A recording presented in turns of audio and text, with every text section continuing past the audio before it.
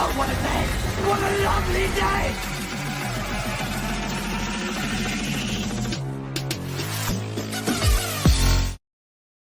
Welcome to Flat Earth Debate Uncut and After Show.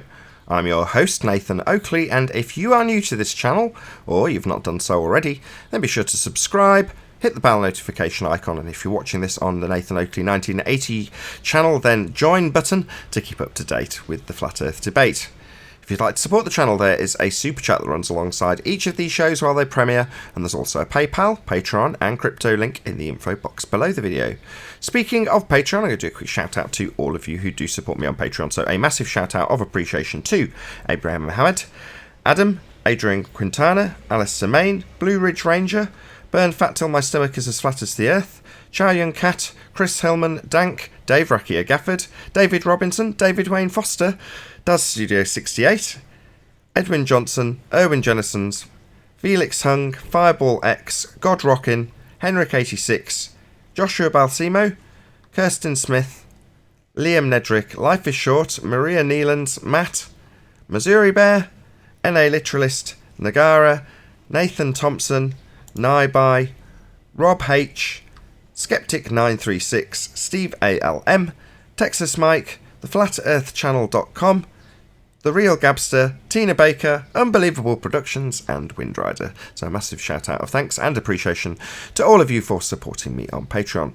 Now we are joined by a few people in the Discord and G Plus panel, so I'll raise the mic on them and you can enjoy their dulcet tones while I set up for today's live show. Good morning, Neil.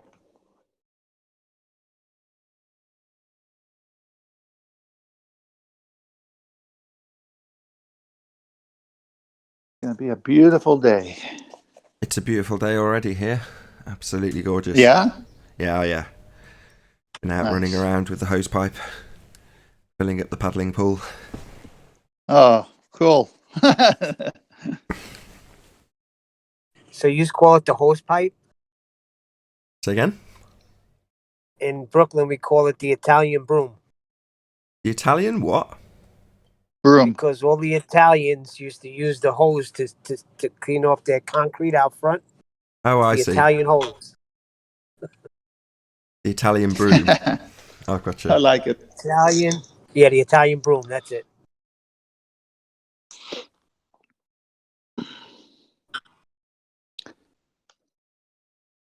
Yeah, it hasn't been any better than this all year. This is as good as it's been so far.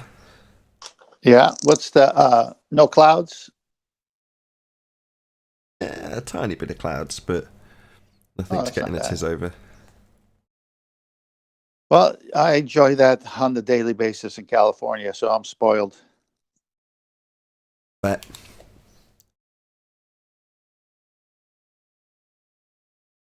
So, interesting show yesterday.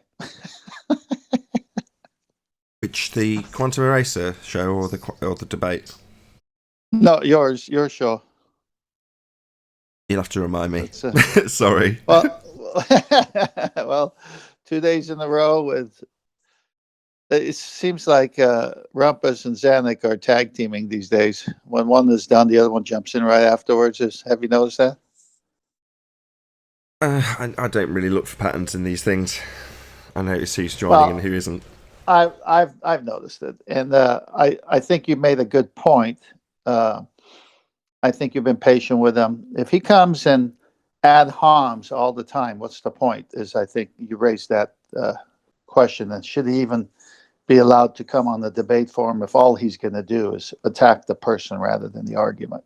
It was more to it than that. It was more that he's not listening. So when he starts talking through whatever you say, he's obviously doing that so he doesn't have to listen to anything that you put to him. Now, if you try and get around that by sticking him on mute, he'll then stick his fingers in his ears and go on server mute, so he doesn't have to listen.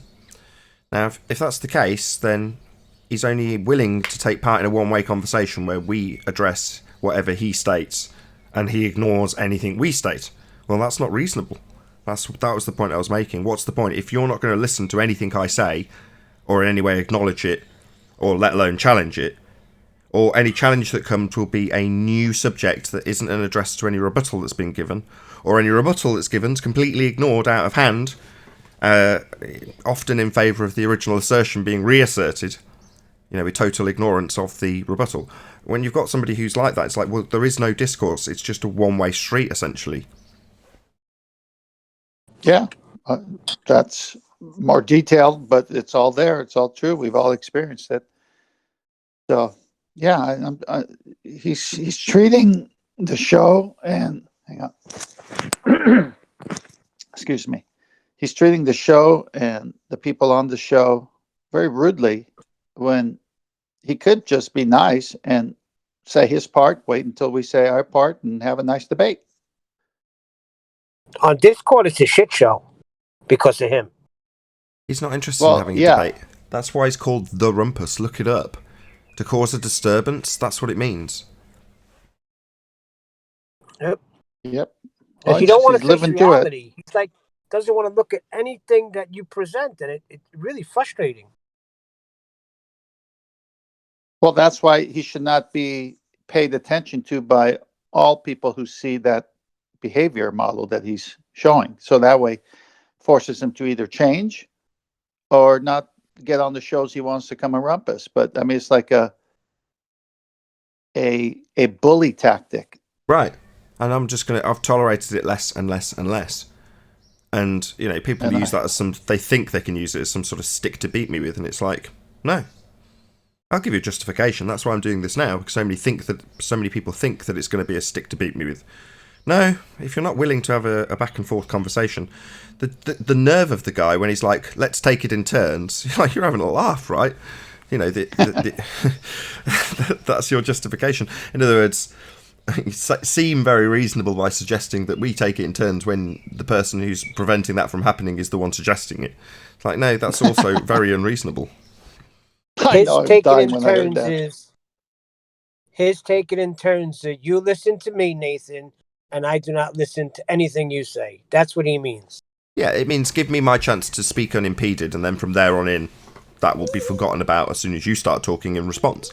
But for now, let's take it in turns, meaning let's let me talk unimpeded for a little while. Yeah, so that's why I think I was the first one to pipe up when you asked that question. I said, yeah, I'm not going to miss him. I mean, if anything, a couple of months off, and then if he wants to change his habits, then give him a chance to come back if he changes. But no, don't put up with it anymore. I'm tired of it. I mean, even Zanuck, that 5-hour conversation we had with him is a testament to the fact that you can actually have a discussion with the guy. And at certain points, laughable though it is, he'll make his concessions. And you go, great, that's all we want. Now, obviously, Rumpus is under the appreciation that he's never going to win any arguments here.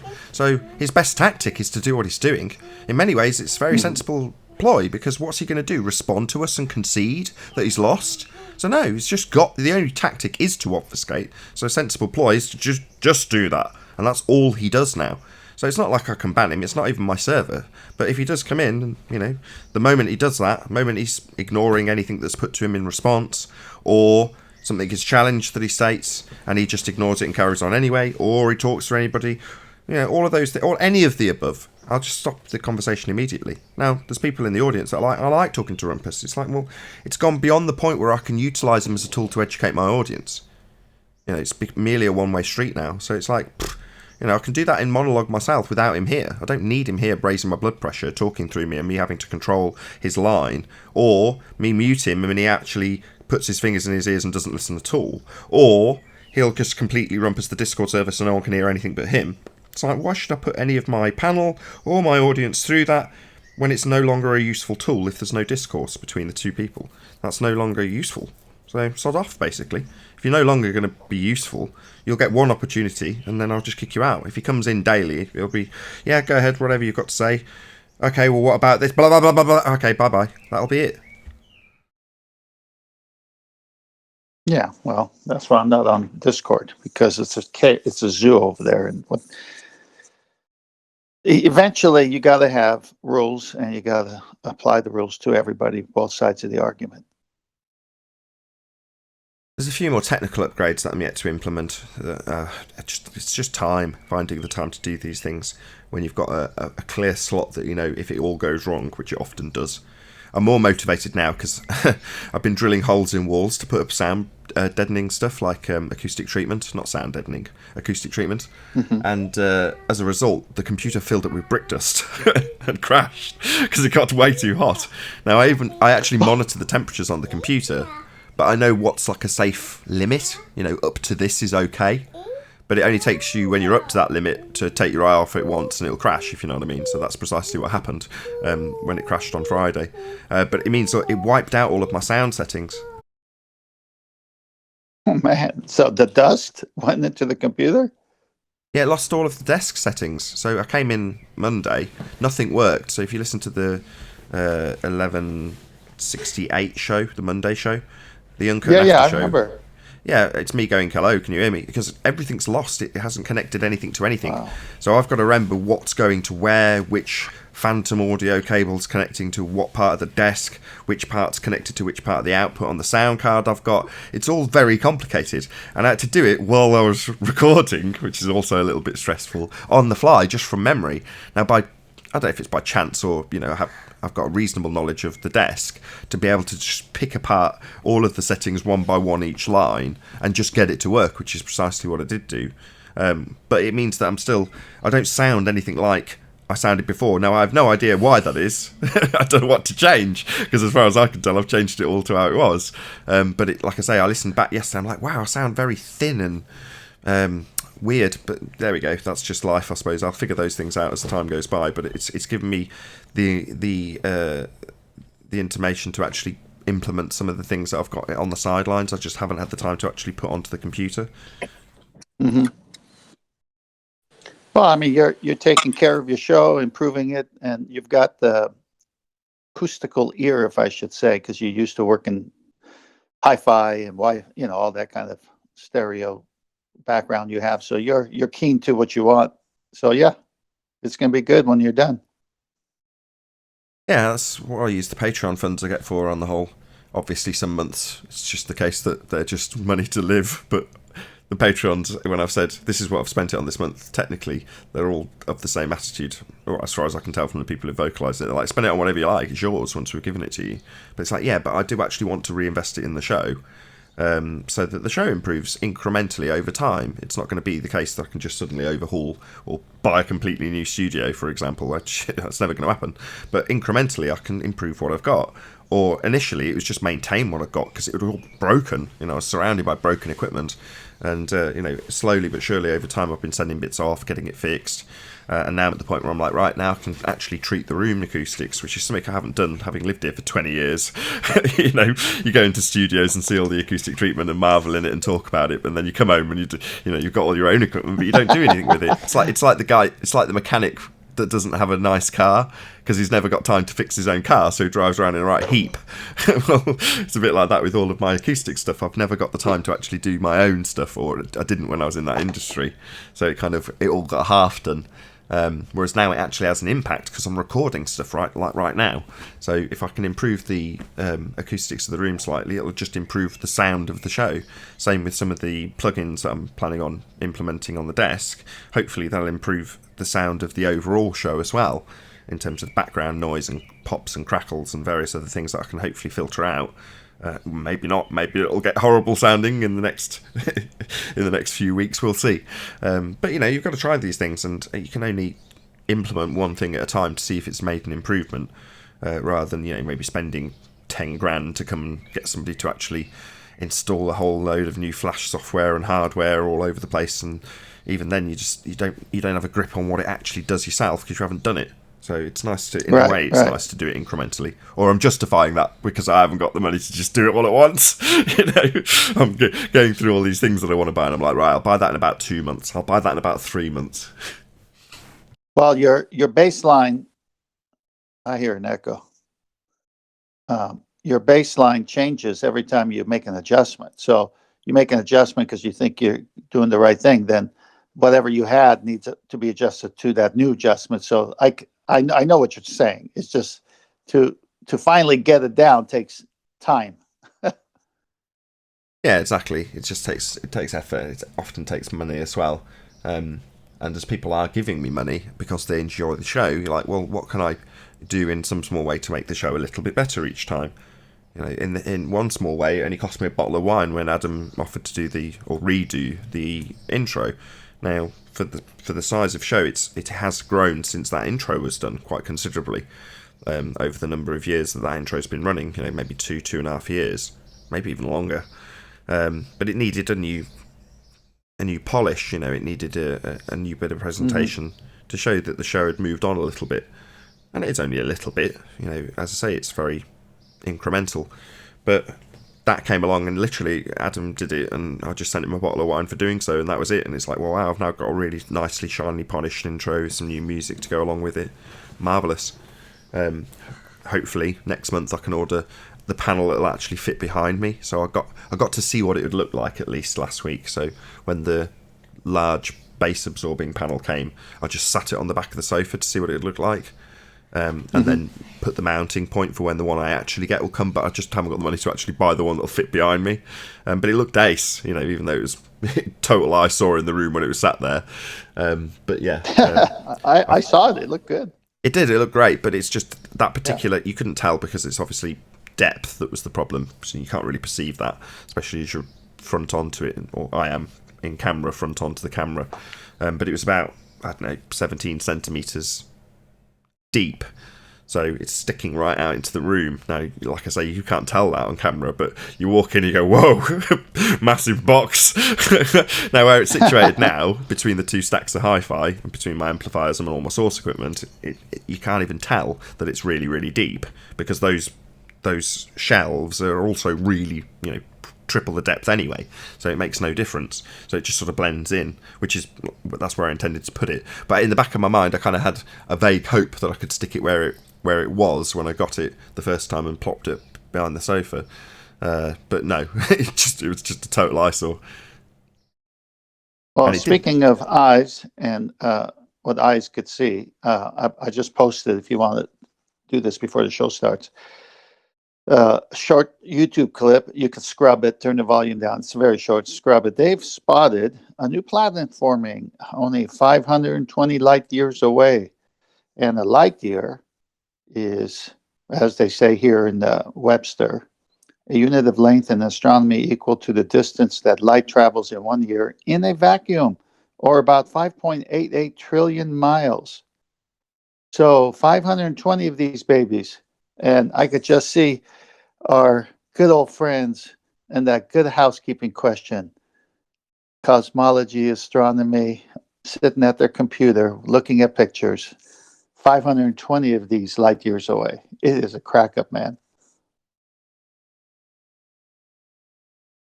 Yeah, I've got it on screen. I won't play it, but I've presented what they can see. Well, you do it because I can't see it. So you go ahead and just scrub it. You'll see a little text will come up and say 520 light years away. And yeah, I've got it on. Yeah. Okay, cool. Well, I mean, I can't see it, but I've seen it already. Nonsense. They can't even find their horizon. They can see 520 light years away. Yeah, AU, or astronomical units. It's all based on R. This all collapses in on itself when you debunk the R value with the black swan. So by debunking the R value, or Earth radius, 3959 miles, you've debunked the application of the R value within Kepler's third law of interplanetary motion, which is what they use with the transit of Venus, with another assumed R value, let's not forget that, where they have radius of Venus assumed to be the same as the presupposed radius of Earth. And then they apply Kepler's third law of interplanetary motion to determine all of the distances. So you've got the whole heliocentric system literally collapsing in upon itself, imploding, if you will, when you debunk the R value. So that's why I suggest that you don't really need anything beyond the black swan argument to debunk all of heliocentrism. Yeah, it's tertiary, if you will, to then go on to debunk the fact that they claim it's a spinning ball Earth. Yeah, you can debunk it with the lack of Coriolis deviation. And the same applies to the sky vacuum. They claim the ball is in a vacuum, and the vacuum that we can see is based on these huge distances. But you're debunking the distances when you debunk R. So it's a very all-encompassing debunking of the heliocentric world in the one argument that utilises a part of their rhetoric that's fundamental to begin with, the geometry. So it's a fantastic argument, the Black Swan. Oh, it's the best. Now, speaking of baseline, that changes. When you destroy the R, how many baselines change for everything? Well, if you haven't got a physical geometric sphere edge, you haven't got a physical geometric sphere. So, to start extrapolating out from there with things like AU, well, it's preposterous, because why are you asserting that you've got this magical distance based on a presupposed sphere Earth at this radius value and Venus matching it just because you've decided that's the case? You can't. You don't have a sphere edge horizon. We don't have a sphere beneath our feet. We don't stand on a sphere. None of these distances mean anything anymore. They automatically make what we're seeing on screen what it is. A light in the sky. That's all it is. Yeah, I was more, you know what, you should do a whole show on what we just talked about, just entirely a whole show on what our effects are. Well, that sounded funny. Our effects are when R is not there. And this thing with Venus and Earth and Kepler's third law, I'm not as good on it as you, but when you say it, I know there's something there that's really cool that would make a show to where we could all understand.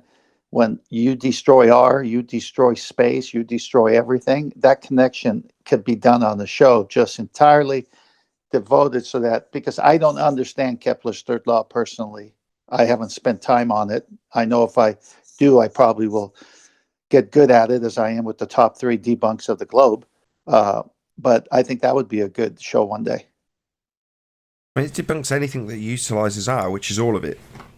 Yeah, I know, but it's nice to have one at a time. Like when there is no R, this dies. When there's no R, this dies. Just keep it going. Just show all the things that die when there's no R, because there is no R. It's all Right. made up. I mean, all of their arguments start with the presupposition we're on a sphere. Well, if you take that into consideration, that is to say that all of their arguments start with the presupposition of the R value. And somewhere along the line you will find, and this was the case when we figured out that they were just assuming R to begin with 2 years ago, every single argument that you'll dig into will have an R value somewhere in there. All of them. There's no exception, because they're all starting with the presupposition Earth's a sphere. Well, Earth is a sphere with a radius of 3959 according to the heliocentric religion, and the worldview that we're traversing the sphere that is the Sun on a sphere that is the Earth with a radius of 3959. So in other words, it's intrinsic to literally everything about that religion, heliocentrism. Yeah, and I could say it in another way, what you just said. But we know the Earth isn't flat. Well, yeah, you've got to assert that if you're describing the suitcase that the bait and switch is going to use, the suitcase that's full of actual atmospheric effects, and then when you're describing them, you're going to be detailing them based on your observations of them on a flat plane, because that's how you observe them, because we are on a flat plane. But if you're going to then close that suitcase by saying a statement like, but the Earth isn't flat, and then moving on to opening a different suitcase with geometric considerations inside, and the 7/6R terrestrial refraction value that's nothing to do with atmospheric conditions, because you don't see the side of your own head when you're observing atmospheric conditions either. It's many steps removed, but it's the same thing as what I was trying to connect, is that they're always defending R, even if it's tertiary or even further down the road, by saying, but we know the Earth isn't flat. That's really a defense of R if you drill it down, because they got to have R. Yeah, but we've got to automatically beg the question that we're on a sphere. Might as well say that instead of, but we know it's not flat. That's how they start every argument, right? Exactly. And because the automatic presupposition of a sphere Earth is part of their arguing structure, all of their arguments start with Earth being a sphere. Well, that means all of their arguments start with an R value. When you debunk the R value with the Black Swan argument, the whole model implodes. Precisely why the Black Swan is the best. Agreed. Oh, it's beautiful. Hello? Yeah. Talking to me? Go ahead. You talking to me? Somebody talking to me? You talking to me? You talking to me? You talking to me? Yeah. You better not be talking to me. I don't see nobody else here. I don't You see talking anyone to else me? here either. So you are talking to me. You better not be talking to me. Taxi driver. Very good. Some kind of wise guy. That was great.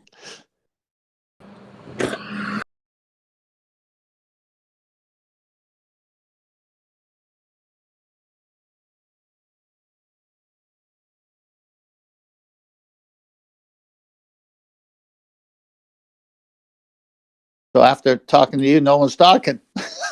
Yeah, I was going to say, what are you talking about, Neil? What do you want? I thought I heard somebody say, Neil, hello?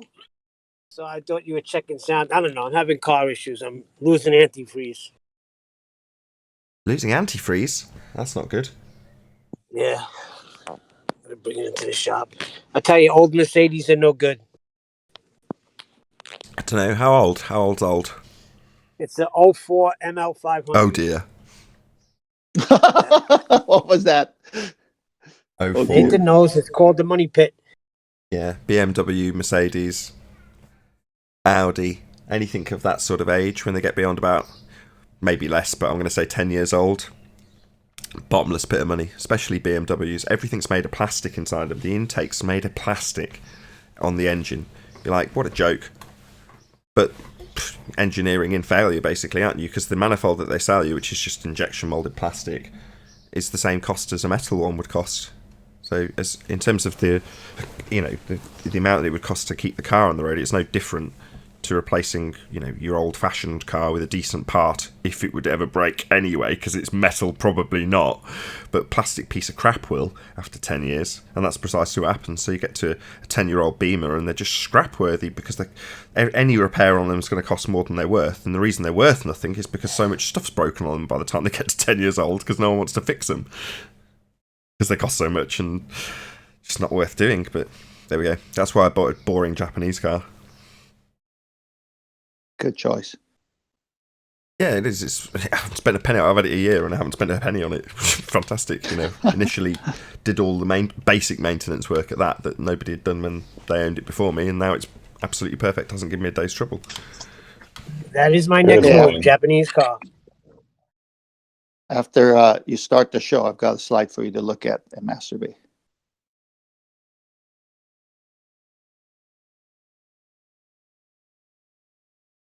Good morning, all. Hey, Paul. Good morning. Hey, Paul. I think he's starting the show. Yeah, 30 seconds and I'm starting. Oh, okay. So you got...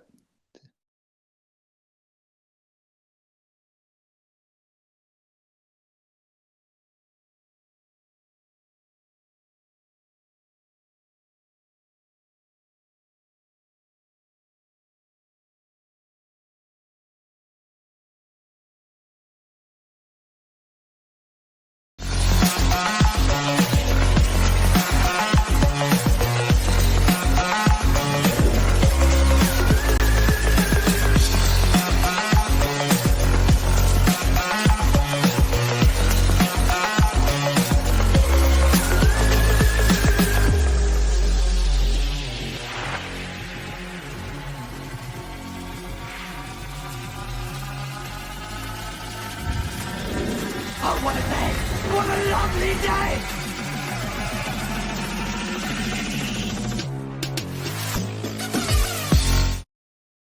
Welcome to Flat Earth Debate Live. I'm your host Nathan Oakley, and if you are new to this channel, or you've not done so already, then be sure to subscribe, hit the bell notification icon and join button to keep up to date with the Flat Earth Debate. If you'd like to support the channel, there is a super chat that runs alongside each of these shows while they are live. There's also a PayPal, Patreon and crypto link in the info box below the video. Most importantly, if you'd like to join the discussion, simply mute the page you are currently watching, then click the link in the info box below this video to join the panel and express your views on the nature of Earth. If you do join, please don't swear. If you do, you'll be ejected, and if you are, please don't try to rejoin the stream using sock accounts. You'll be warmly welcome back on the next stream. Please also share the show on social media. Sharing the show obviously increases the live audience, but this in turn increases the chances of a more diverse panel, so please share the show. Now, we are joined by Chocolate Sane, 10th Man, Paul Hall. I know, where's Chocolate Sane? He's normally here by now. And we're also joined by a whole bunch of people in Discord, so welcome one and all. Good morning. Good morning. Good morning. Hello. Any signs of a physical sphere-edge horizon, formerly known as Earth curve? Not from Kings Canyon National Park.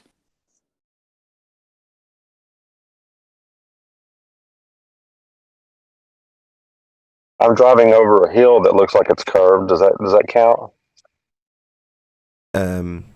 No. We'd need Just checking, but it looks curved. We'd The need a cars are geometric. going over the horizon, so to speak. The curve of what you're looking at is going into the horizon. No, it's the horizon itself that needs to be a physical geometric sphere edge.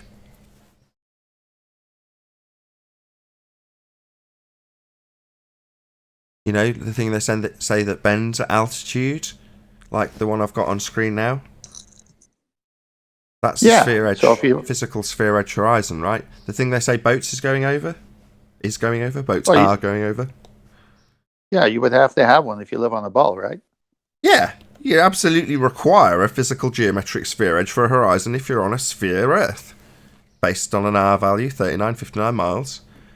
I mean, they had one. They used to assert that boats were going over this physical geometric sphere edge horizon until we debunked it with the Black Swan argument. You know, for 2.5 years, Nathan, I had a boat, and I'd go on it on a weekly basis, and I never saw or felt that I went over a curve of any kind.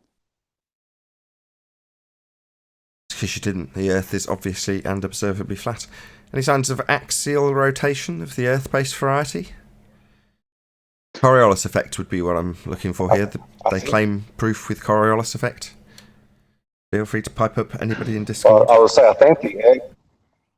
Go on, Paul. Oh, I was gonna say I think the egg demonstration. I think the egg demonstration stops. The illustration that it's spinning, because a molten core would not spin continuously. Well, is there any evidence of a self-perpetuating molten iron core at the centre of a presupposed spherical Earth, Paul? No. What about the presupposition itself? What about the R value, Earth radius? Any evidence of that? Hello, Arwin. Hello. Arwin is ace. Go and check out Flat Earth Early Bird. Starts an hour before the debate every day. Be here or be sphere. ARWIJN. Check it out. Thank you, Nathan. Yeah, but have you got any evidence of the R value? Arwin. Yeah, despite my name and the way it's pronounced in English, yeah, there is no R. So, yeah, it's kind of weird. What about Like the distance? R would definitely win if R you could would find win it. if we had one. What about the distance to the sun? It's over there. But yeah, no distance. No, there's just angular positions. With presupposed sphere lights in the sky based on our R value.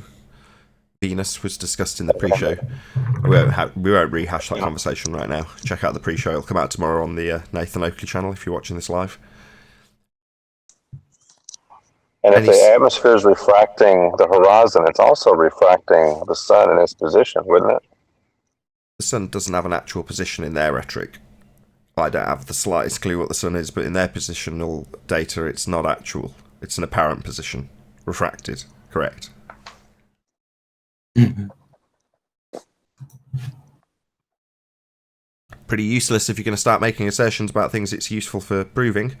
Nevertheless, any scientific evidence of gravity? I'm still stuck on the R win. R win, there are loses. Okay. Don't give it Right, a day Aaron? job. Don't give up your day job. That's why I retired early. Yeah, R would win, but only if there's proof for it. They need an R win right now. That's what they need. An R win. They need R win. They need me. I know. An R win. Not the R win. That's. I thought you told me to quit my day job and you take over my punt. They need an R value win because they've just had an R value loss in the form of a black swan. Any I've scientific been evidence? vindicated. Any scientific evidence of gravity? None whatsoever. Nope. Yeah, weight cannot contain the water in the glass. Sorry. Any single viable hypothesis from any of the fields of astronomy, cosmology, or astrophysics? No, too many light years away. Light years is based on Kepler's third law, though, isn't it? The concept of light years itself is already very presuppositional. Yes, it is. Again, we discussed the astronomical unit and Kepler's third law in the pre-show. Let's just move on. So no single viable hypothesis from any of these fields, astronomy, cosmology, or astrophysics? No? No. Well, let's not move past light too quick, because if the quantum eraser experiment's correct, then light could be instantaneous. So what's light speed? Or Good question. light year, what is that? Very good question. A light year is supposedly the time it would take for light to travel at the light speed, the supposed speed of light, right? Wow, way to That's make the question. how long it is. Like for light to travel at light speed for over a year, that distance of measure. That's how it's. Well, like an astronomical But I guess unit. but you missed the point. I was like, if the quantum eraser experiment's correct, that light is instantaneous from the source to the eye of the observer. So what is a light year? Not instantaneous. That's kind of erroneous. It doesn't have a journey, but if it has a point that you can observe it between the point that it's fired and the point that it impacts the photographic plate or sensor, then it has a duration that can be qualified based on starting point, point A, the slit, and point B, the target. Well, you can also say that it doesn't have any duration of time at all. I prefer to repackage that as it doesn't have any journey. It's a very interesting point you've got there, Paul. I like that one a lot, and it leaves you with a lot of questions. The same questions, believe it or not, being asked by the people who perform the double slit or quantum eraser experiments. So yeah, very well said, Paul. Wait, what? Yeah, Owen's just twigged. Yeah. Maybe another time. But my Owen. original assertion that light isn't instantaneous is that true after all? It's not, because I did see like not an true. empirical piece that actually kind of did convince me that light does have an effective speed from a start to arrival, as it were. Like I'll rephrase how I package this up. It doesn't have a journey. It doesn't have a path at all, from what I can establish. You can observe, although you can observe it on its way. How contradictory is that? What's the Heisenberg That just uncertainty sounds principle? nonsensical to me. Let Paul speak. Say that again, Paul. Has Heisenberg's uncertainty principle? I say if you try to know its location, you can't know its speed. If you know its speed, you can't know its location. Booyah! Right? Booyah! Right. Isn't that something that Quantum Eraser asks people to debunk if they're going to come at him with any assertions about light? I believe it is. But hold Debunk. on, that has nothing to do with it. Let's not get into this. I'm not educated enough to have my ground on this. I'm towing a very fine tightrope right now. Owen, It's so about the exact information, the position or the speed thing. But if it has a speed, we're not asking the exact position of a supposed light particle, because I don't really presuppose that in the first place.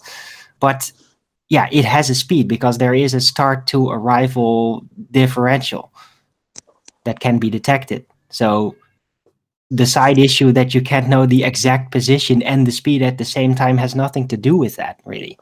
that's the uncertainty principle. If you maybe look into the photoelectric effect, because you from memory, unless I'm just imagining this, didn't you quite get into Einstein at one stage, looking at the general really?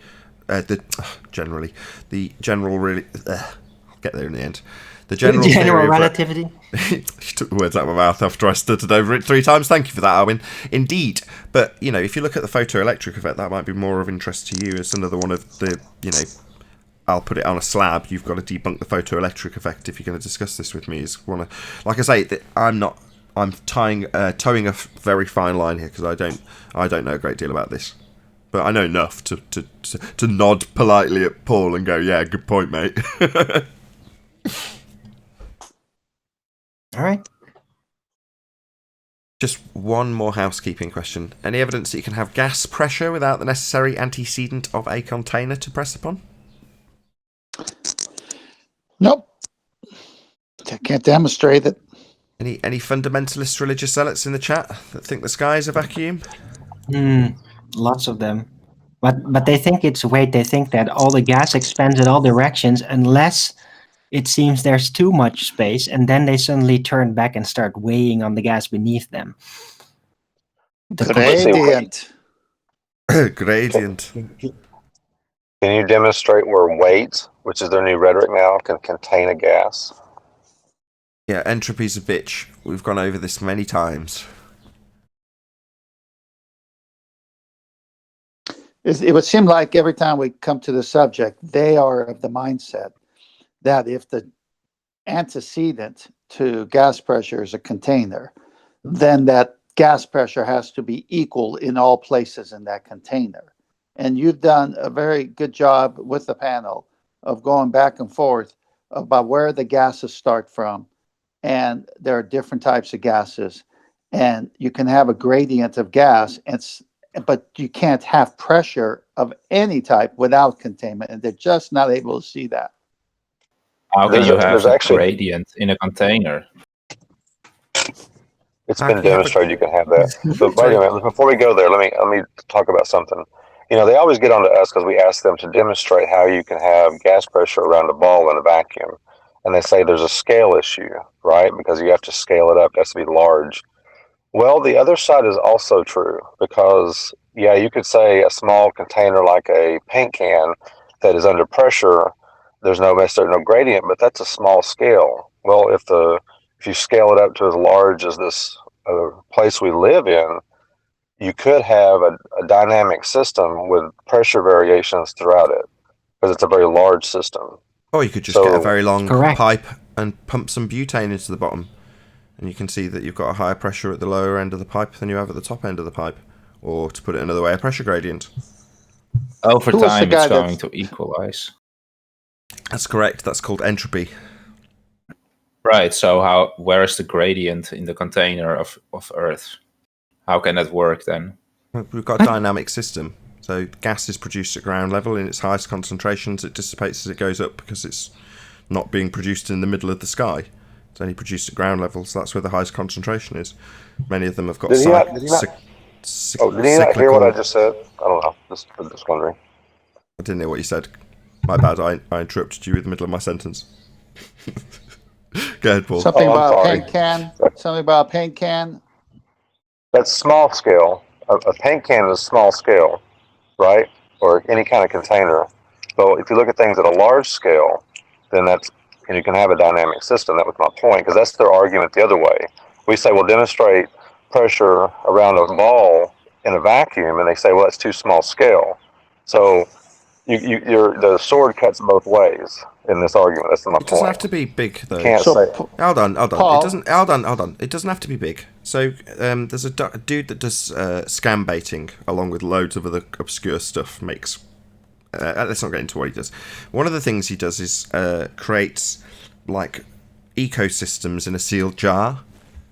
They'll just go to a pond, get a load of water, stick a cap on a jar, and watch it create its own atmosphere, its own little density, pressure gradients, the full shebango, right? A full ecosystem in a jar. People have been running bottle gardens in the same way for ages, where it's a sealed jar and the thing just self-contained, self-sustains rather. It just creates all of the cycles within the jar on a very, very small scale. Well, you can measure pressure gradients between the base of the jar, where all of the moss and all the stuff that's creating the gases is got the highest concentration, sometimes you can see it. You can see a little mist at the bottom of the jar, and then at the top, obviously, there's less. I mean, that's just how an ecosystem works. We were taught this in school with the gas cycles. We've got cycles, right? So they go up as gas, they come back down as water in the case of the water cycle. Well, that means there's less as you go higher. That's a gradient. But that's a delta. Right, but it's in a container. Hold on. That's a delta of gas pressure. In other words, if you don't have a container to begin with, you can't achieve any of the above, small or large scale.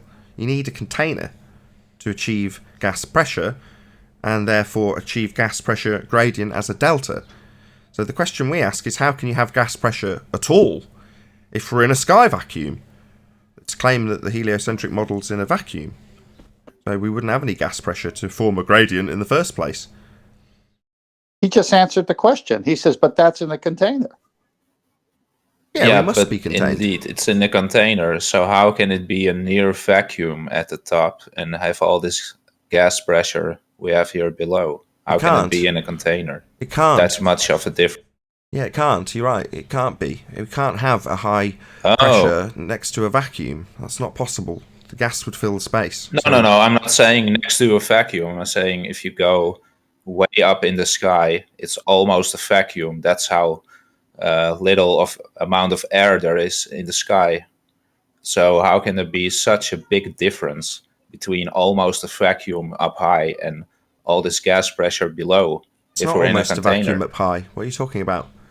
Just lower pressure in reality. Oh, so there's not a gradient in the sky if you go up? It gets lower and lower and lower, but this near vacuum... Right, that's what I'm talking about. That's not near vacuum. Yeah, your words mean something. Then what's the limit? I don't know. But the point is, it's claimed the sky is a vacuum. You don't know what the limit is of the gradient. Yeah, but I don't know what the limit of the gradient is, but to have the gradient at all, we must be contained. No, but don't you think that's interesting? You're saying it's not near vacuum, but you don't know what the limit is? How can it be? How can you make those two statements? It's lower pressure. It's lower. He answered it. Look, I'll give you an example. On property, I have to buy my own propane gas. The tank is 500 gallons. They never fill it up full. Only 80%. When you ask the guy, why only 80%? I know the answer. I think you know the answer. Yeah, why don't you give it a try? Safe. Give it a try. Why 80%? Why not a full tank of gas? For safety purposes. Why? I said it 3 times, for safety purposes. Right, but why? What happens to gas in the container if it's full and the sun is hot? Oh, that's what. Yeah. Right. The It thing expands. Can explode, it expands. So what? It expands. The heat will affect the pressure of the gas. So if you've only got 1 or 2% left for the gas vapor to fill, and you heat it up, then it's got a very small space. So you're going to get very high pressure. Yeah, but you're stepping over my question. I asked you, how can you say it's not a near vacuum if you go up high, but you also don't know what the limit of the gradient is? Because near vacuum, this is an arbitrary term. Meaningless. It's asserted the sky is a vacuum. The most powerful vacuum you can achieve. Far more powerful than we can ever achieve here on Earth with 8-foot thick concrete walls and steel doors. We can't achieve anything like the claimed vacuum of the sky. Now that is the predominant Western world religious view about their sky, that it's a vacuum, 10 to the minus 17 torr, called outer space. Now if that was the case, we wouldn't have any gas to breathe. Now, us arguing about what could or couldn't be the lowest point of the pressure before it hits any containment is not for me to argue about, because I'm not a sky expert. However, I know beyond all doubt that the sky is not a vacuum 10 to the minus 17 torr as asserted by the heliocentric spinning ball space monkey religion, vacuum, sky, believing idiots. Because we haven't got a sky vacuum 10 to the minus 17 Tor. The gas we breathe would fill the space. That's the end of the argument. Who cares beyond that? Beyond a folly of interest. Well, how low does it get before it starts bouncing off something? I don't know. I know it's not a vacuum. No, I didn't ask about a vacuum. I said if the gradient is near vacuum. But you're saying that's not possible, but you also don't know the limit of the gradient. That seems a bit dishonest. What's the point of this line of questioning, exactly? Sorry, am I suddenly going to be the arbiter of what the sky does and what the pressure gradients are achieving inside their containment? Are we all in agreement then that to achieve any of these questions, first we must have containment to be able to argue about this? We're all in agreement there, because that's the point of the conversation. A folly about what the pressure gradients may or may not achieve as you go higher is not for me to concern myself with, because it's not something I can achieve. However, I know beyond all doubt that we must have containment. Are we all in this agreement that we must have containment to be arguing about this at all? I'm granting you the container argument for the sake of argument, and I'm asking, how do you know it's not a near vacuum at the top of the gradient? I see. You're granting us the container argument. The heliocentric world doesn't have a container. That was your turn. I've finished. Sure. Yeah, you finished, and thank you. You understand we must have containment. That's interesting you should say that, because 95% of the Western world believe that we're in an open system with a sky that is a vacuum. So while it might be fascinating beyond this point to now discuss the folly of what the gas pressures might be doing in our absolutely must-be contained system, that debunks the sky vacuum, which is called outer space. So space debunked by your concession then. Who cares about what the gas pressure gradient's doing? You can see... Why are you talking? Mate, asshole. Talking, mate. Yeah. What I'm doing is teabagging your religion, but that means that you've got to talk through me, does it? No, shut up. Yeah, so sky vacuum debunked, outer space fake, not real.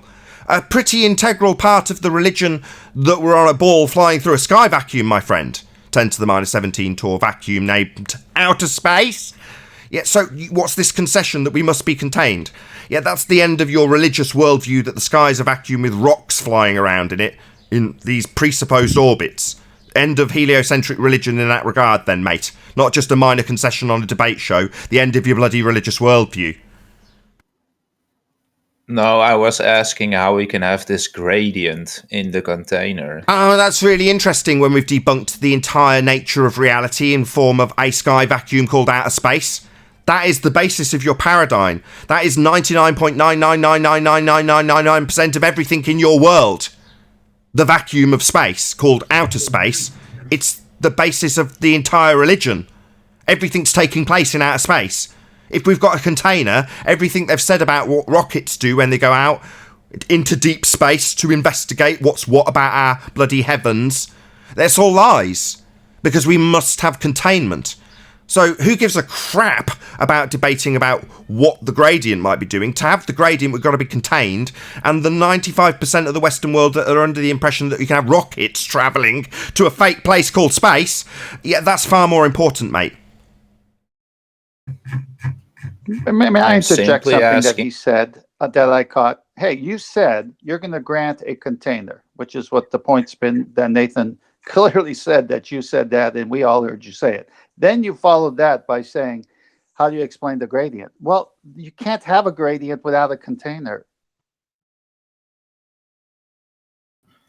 So I'm asking how the gradient is possible inside the container. We just answered that like 5 times. Are you deaf? So it's circle jerk asshole time. At the beginning of the show, we're talking about how Rumpus won't give us a concession. Now, this guy has given us a concession, but still thinks it's necessary to go back to his circle jerk point at the beginning of this, even though we've explained it with gas cycles and bottle gardens and gas being formed at ground level and dissipating as it goes up. All that's been ignored. Either he's dumb, deaf, or stupid, or thinks that by obfuscation he can now go back to the original point, ignoring the fact that we've debunked the 99.9999999 recurring amount of his world that he thinks he lives in. He is a tiny speck of dust in a sky vacuum. The Hey, gas sleepy boy. pressure equalizes in the container. No, it doesn't. You can form a gas pressure gradient because gas is formed at ground level and gets less as it goes up. So he is going to ignore everything we've said, hoping that we can now argue about this and not realise that his religion's dead. I've been noticing that a lot lately. The religion's dead. The gradient? Is it going to argue that how is it possible if we have whatever's closing us in, we would be filled up and it would cause a greenhouse effect? No, that's not what I'm saying at all. I'm asking how can there be a gradient if the gas is going to equalize the pressure over time? Even if in the butane gas example... Who cares? We've debunked outer space and you're concerned about the physics of containment. We've got containment then, so space is fake then. So who cares beyond that? It's totally moot. Agreed. No, it's actually an important... Oh, well, sod off and go and figure it out then. Now that you know we're contained and space is fake, don't acknowledge the important detail that space is fake. Let's worry about whether or not we've got, I don't know, what the Tor value at 200,000 feet might be a bit less than it was at 100. Oh, that's truly fascinating. Meanwhile, space is fake. He doesn't know what he even said. Why doesn't this guy just go to a hardware store and buy a can of something? Anything. Like, is this guy kidding? No, Chocolate. Well, he came in and he says he'll. No, I'm grant us actually the asking container. serious questions about your model. Why is that? It's time for a straw man. We don't have a model. What model? We don't assert the sky is a vacuum. I've said I don't know. But you're qualifying a model that I haven't asserted as a straw man that you're going to burn? How dare you? I don't assert a model. I said I don't know what the sky is. I said it's unimportant beyond the assertion that 95% of the Western world are under, that it's a bloody vacuum called outer space. As soon as you debunk that, all bets are off, mate. What, question my model that I haven't got? You mean question something to argue about because your sky vacuum's dead? So it's more important to now quiz me because I'm suddenly the arbiter of what the sky is, because I've taken a dump on the assertion that it's outer space. It isn't. So suddenly I've got to justify what it is. No, I don't. No, I've proved it's not a vacuum. You've conceded we must be contained to have any gas pressure to argue about gradients all day long. So space is fake. So beyond that, I'm not going to argue about what it could be. Yeah, that's outrageous. That's what they've done. They've told us what it is and lied. I don't know what it is. I'm not going to just make it up like they did. How dare you ask me to prove a model I haven't asserted? I haven't got one. Right, so I'm just asking questions about your ideas. Oh, right, go and ask someone else. Go and ask the people who lied to you about what the sky was. The people who say it's a sky vacuum. Go and ask them. Not the messenger who points out that they've lied to you, and you were too stupid to realise that they'd lied to you. Just because I can note a lie doesn't mean I'm suddenly the arbiter of the sky, that I need questioning about the sky because I've pointed out where someone's lied to the world. Yeah, we've been lied to about what the sky is. It's not space. Yeah, the Americans with their new flag, with their new space agency, that's all lies. Total lies. But because I'm pointing out that they're lying to you, I've suddenly got to tell you what it is. No, mate, no obligation whatsoever to do that. Go and ask someone who's lied to you, maybe. There is a valid point. Right, so I can't... Go on, Anthony. This guy is fine. He could go to Arwin's show, The Early Bird, and where you could discuss all the ideas that you may or may not have. Because Arwin's got some interesting perspectives of what the sky might be. But this really isn't the show for you. We don't know what the sky is. We don't even know what the sun is. I don't even know if he's really that interested. Or if he's, right now? I don't know if he's What's up, even Ray? that interested. By the way, welcome back, Tony. How you been, brother? I think Ed is just being very, annoying, trollish, because he just doesn't want the Earth to be I'm flat. just asking questions about the flat Earth on a show about flat Earth. Why is that weird? You're not asking about flat Earth, No, you're because- asking about the sky. Oh, God. Sorry, the sky that you're asking about? Now, your sky in your paradigm of a sphere world is a vacuum 10 to the minus 17 Tor called outer space. We've debunked that by concession, you've told us. No, we need containment. I concede you need containment. Oh, right, yeah, we definitely need containment. It's an antecedent based on natural law and gas law. So, yeah, we know that.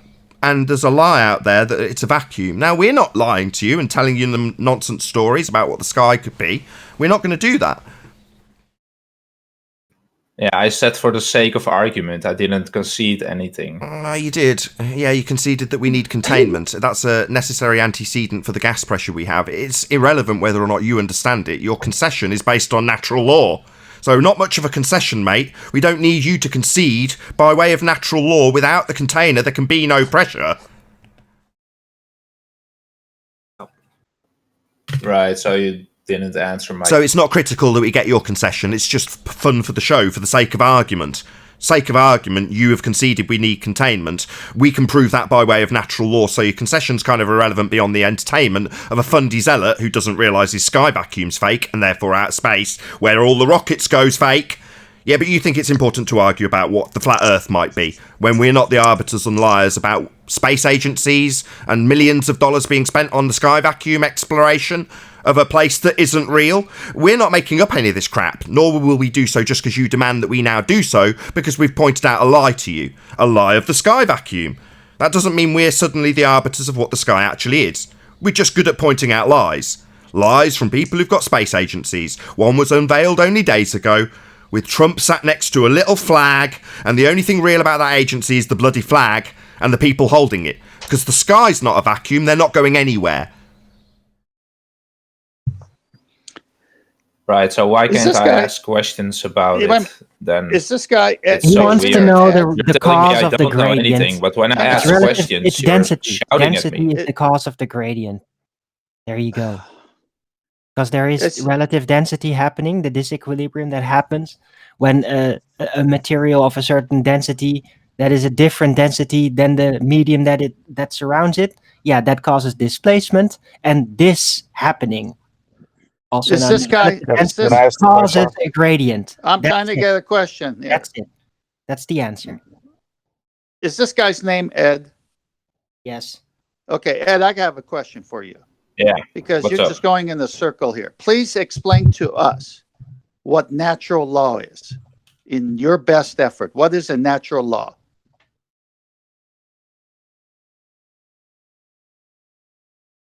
I don't see the point of that. I'm just asking questions about flat Earth. So he doesn't see the point of our questioning him. He's here to insist we tell him what the sky vacuum is after we debunk the assertion that it's a vacuum, 10 to the minus 17 torr, called out of space. Yeah, he's not interested in that, but he's interested in what? Just putting questions to us about a model we haven't asserted? No, that's outrageous. Well, my point, Ed, is this, that if you're going to form an argument and it goes against natural law, your argument loses right away. So explain to me what natural law is.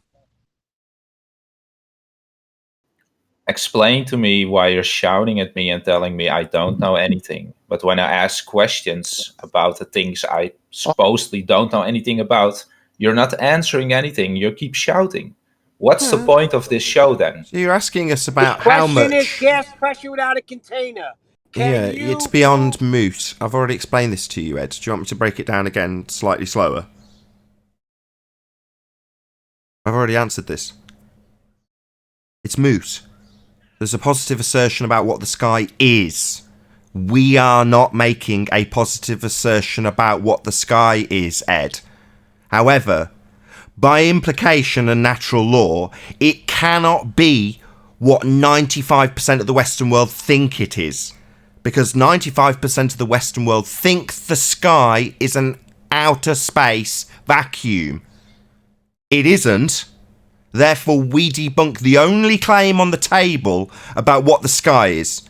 Now, I'm not making any claims about anything beyond the absolutely required containment, because it's an antecedent for the gas pressure, the consequent. So therefore, we can't have gas pressure without containment, and you've conceded this. So beyond this point, we've debunked the only positive assertion on the table, and you're saying, well, I've got questions that need answering.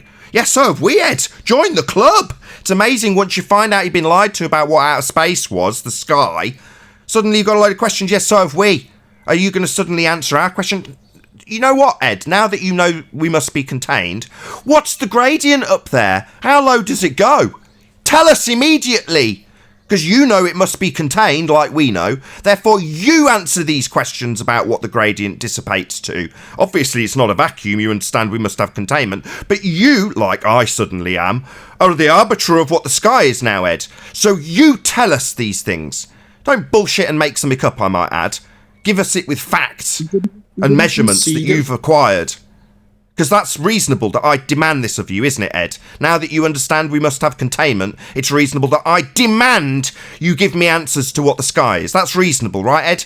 You give them me now. I didn't say anything about containment. No, you asked me, though, didn't you, shit for brains? You're asking me what the sky is, and when I reverse the burden of proof and say, well, you give me what you are asking for, because you understand as I do that we must have containment, therefore outer space is fake. Therefore, it's just as reasonable for me to demand that you tell me what the sky actually is, as you are demanding that of me. You make the container argument. No, it's a necessary antecedent consequent relationship based on natural law. I don't make that argument, it's a fact. He's Right, citing so I'm natural asking law. questions about your claim. Not a claim. He's citing- Oh my God, are you Oh my dumb? gosh. Did you not hear me 5 seconds earlier? It's not a claim. It's proven fact. It's natural law, inviolable. Not something I need to go out of my way to prove. It's inviolable natural law.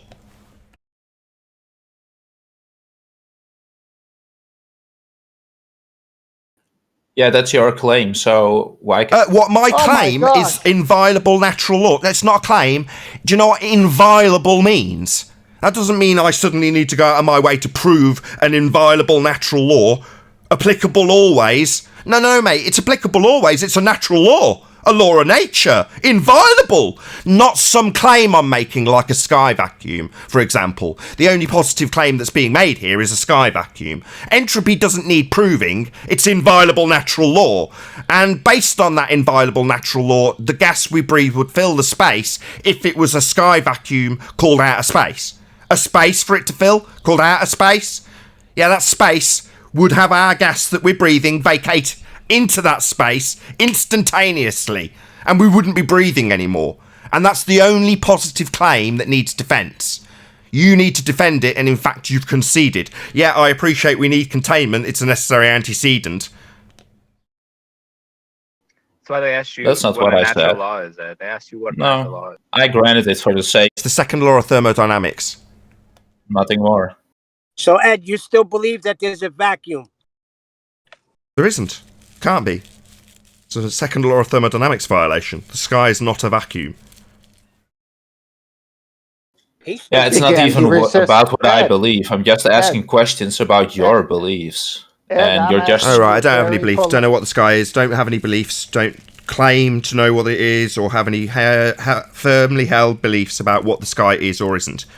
Other than proving beyond all doubt that it's not what it's claimed to be. That would be a vacuum called outer space. That's what 95% of the Western world believe, and it does need defending. That is a positive claim. Not one I'm making, I might add. I don't make any claims about what the sky is. I've no idea. So I don't need to defend anything in this instance. However, there's millions, if not billions, being poured into exploration of a fake place called outer space in violation of inviolable natural law, the second law of thermodynamics. Entropy law. Right, but you said it's a container. So Right, but my yeah, God. right, but that bye-bye vacuum of the sky. Yeah, but right, but yeah. Bye-bye sky vacuum, bye-bye outer space. Not yeah, but I'm going to ask you a question about what the sky might be, or what containment might do when it's an absolutely required antecedent that I don't need to prove. But I've crapped all over the sky vacuum called outer space. That's far more critical in this discussion. Ed, I know you want gentle voices at this point, so I'm going to offer it to you. Ed, please tell us what natural law means. it's really irrelevant. I'm asking about your beliefs on a It's not show a about belief. your Ed, beliefs. What's wrong with you? It's not a... Yeah, what's wrong with him? Yeah, your beliefs are what I want to know about. Let's forget about natural law and the way of things in nature. Tell me about your musings and beliefs. I've got a belief the sky's a vacuum. Tell me your beliefs. We don't care about your stupid beliefs. We care about natural law, though, because it applies always in nature, and we are here working at the really is level, talking about the nature of reality. You, on the other hand, want to know about our bloody beliefs.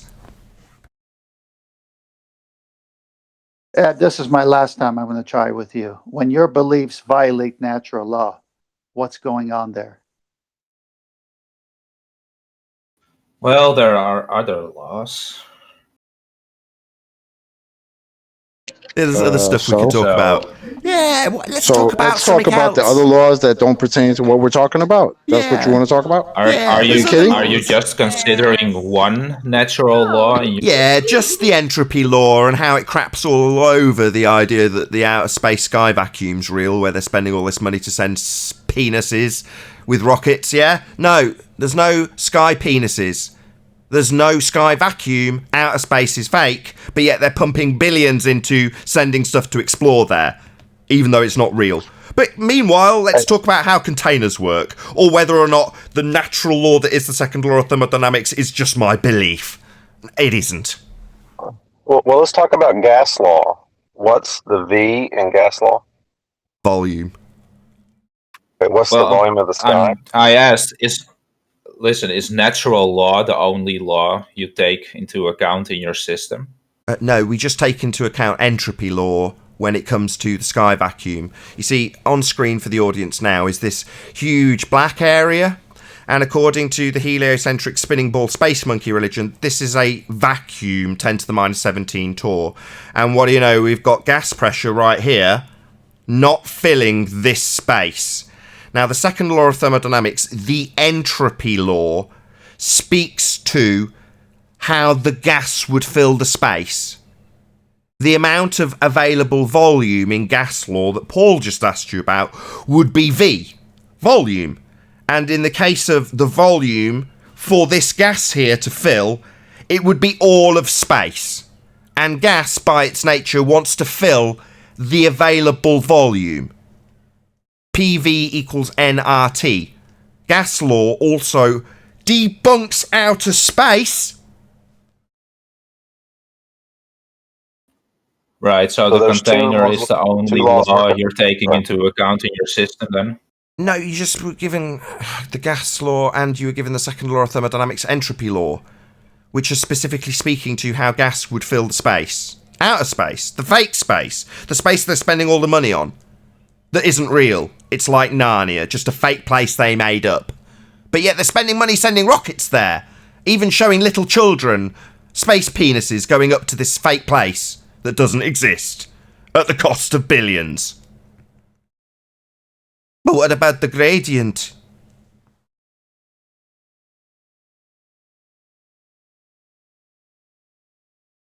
Yeah, what about it? How can it exist in a container? Okay, let me address that for a second, Nathan. Just real quickly. We did Good Times for All had a container with gas in it. He manipulated the temperature and created a differential pressure, did he not? And isn't temperature part of gas law? Yeah, so did Hillbilly Blue Balls, the redneck retard. We've already told him this. He's just ignored it because he doesn't want to focus on the bit that debunks his religious fundamentalist zealot belief that the sky is a vacuum called outer space. Much better to talk about the consequent, the delta of this devastating point at nausea, or the precursor at nausea, because that's all he can do. Well, all I know, and I'm not talking to him anymore because he's disingenuous, his beliefs are greater than natural laws, what I'm hearing. Really? In what way then? Oh, you're begging me to talk to you now? Will you answer my question if I come back in?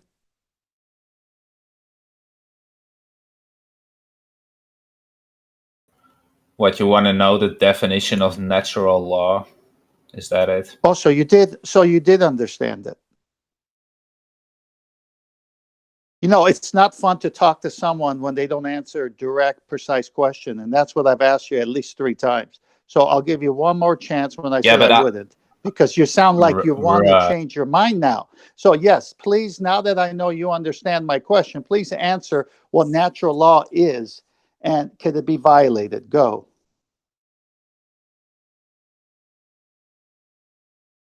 Could it be violated? Well, I don't think so, because that would make it supernatural, but there are other laws that you're not taking into account. Like That's what? the whole problem. Like what? What Like other you're law talking about a violates natural law? container, Hang and on. you're talking about Hang on. entropy, That a but container you're is not not a taking law. other things into consideration. Name one Like natural what? law that we're not taking Like into what? consideration. Hang on, Neil. Name one law that fights natural law. Go. That's not what I said. I said you didn't said there take are into other account laws. other. You said there are other laws that Right. I should entertain, but it's not only natural law. Fine. So if natural law is a law, inviolable, then you're saying there's some No, other thing. No. That's not what I said. I said you're Okay. talking about the container and entropy and stuff, but there are other things you have to take into account. And I in the asked you, like what? Like what? Give me one. You're, He didn't say that. He said other laws. gravity. It's not a natural law. Oh my The hell is God. The law of gravity? gravitation's been debunked. So you don't have gas going down, go boom boom at 9.8 meters per second. It's going up to form this gradient. So that's been debunked. It's not a natural law. It's been superseded by Einsteinian bending of pseudo-Riemannian force space over 100 years ago. This is not a law. The laws of Newton were not right. Who was that said that? It was Feynman. Feynman said that. The laws of Newton were not right. It's not a law. It's not a law of nature. Yeah, it was fine. How does he define gravity? What is it? He says it's gravity. What is gravity? Mass attracting mass, 100-year out of date. Really, that Well, was let him the define it. correct Well, system let according him to you. So Ed, you just now fell into your own word trap. You know that, right? You want me to explain the snare you're in? Please go ahead.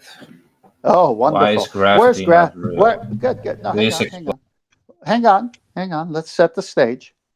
I asked you what natural law was and could it be violated. Yeah, You let's said no. let's go Excuse me, ahead I'm and talking. explain why I'm gravity. summarizing. I know it's hard. Now I'm going to sound like Nathan with the mute button here. Look, just listen and then you can answer. You want a polite conversation? I'll give you one. Where is gravity the strongest? At ground level or way up there where the gradient is?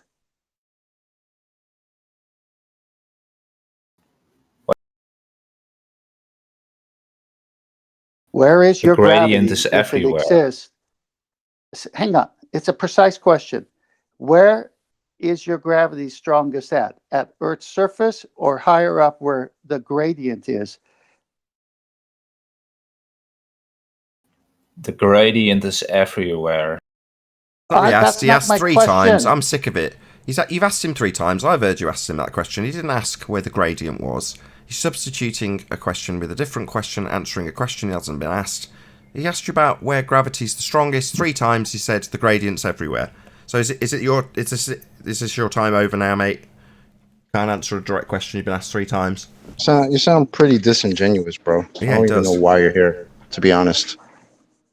Like, you sound like a zombified robot who's just asking questions just to ask questions. What the hell is it that you want to know? I don't understand. Don't let him off the hook here. He's either can answer He's this or spewing he needs to go.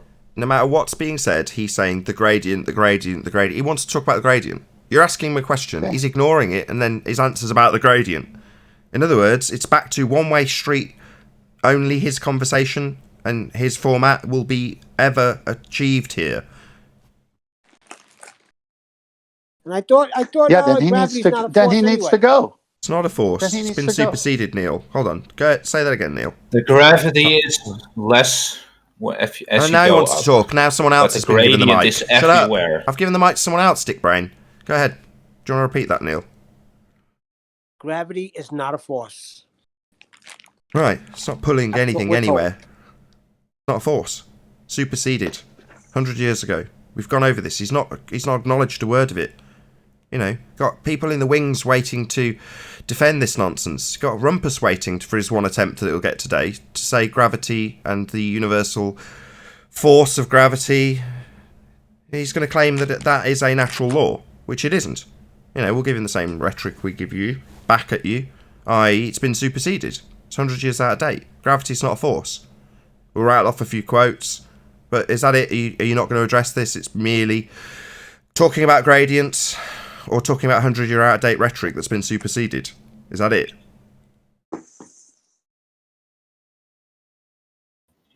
As you go up, the gravity gets less. But he said the gradient up there. All I'm saying, the gradient is everywhere. Right, let's just debunk that. The gravity getting less. Number one, gravity is not a force. Do you want to just acknowledge that first of all?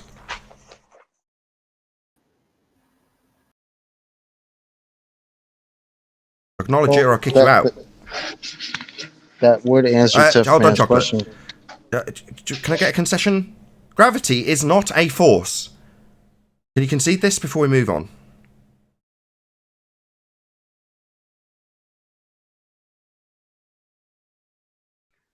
Hello? RP. Black Swan is mine. Gravity's not a force. Can we get a concession? Third attempt. It's an effect. What does it matter? So it's not a force. And even if it were, can it for God's sake, Neil, hold on. Mate, just need a quick... Yes, I understand. Gravity's not a force. This isn't my rhetoric. I'm just getting you to parrot the correct pseudoscience from your side of this argument. I don't see why it would be so painful when I can quote George Musa, Dr. Brian Cox. Why is it that you won't concede this? I don't get it. Just say, yeah. Gravity's not a force. Just say it. No, it's an effect. So it's not a force then? Fifth attempt. Just say it. I know it's painful. For the fourth time, no, it's an effect. So how can an effect cause something?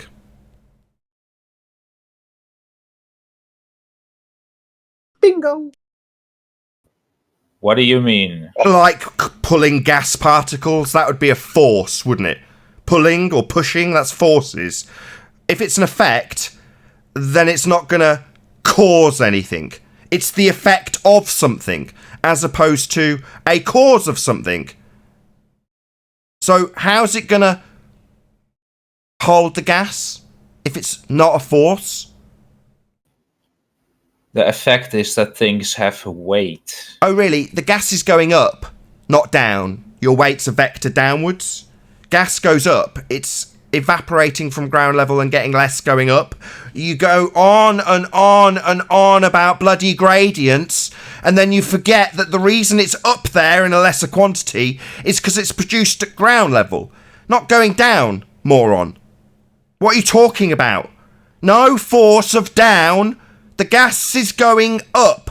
This debunks the universal law of gravitation, which is not a law that we need to consider, because A, it was superseded 100 years ago by Einsteinian bullshit, and B, it's not a force.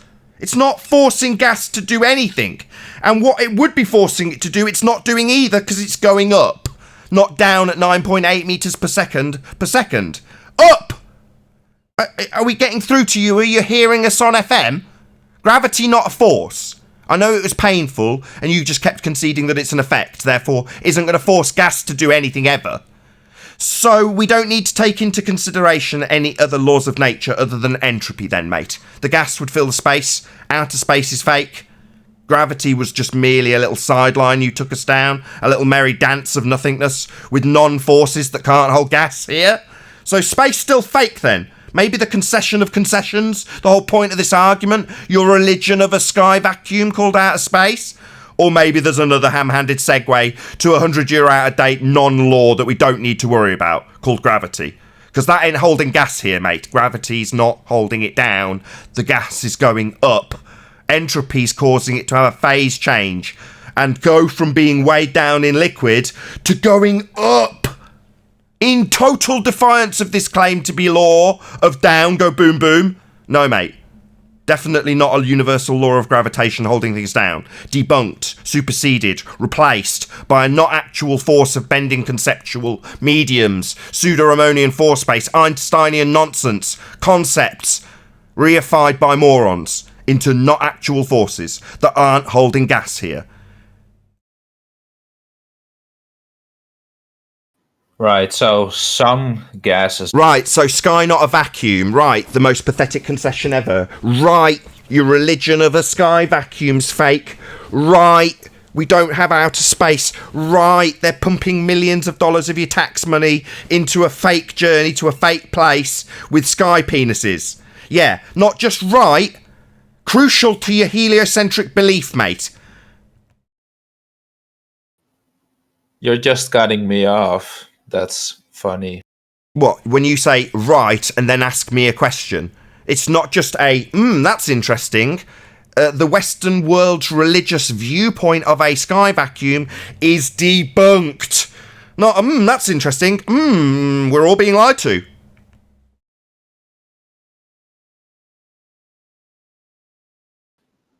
Or silence. Maybe move on to a new question for me after not saying a word. Maybe claim that after that short pause where you didn't acknowledge a word, maybe a question for me is in order.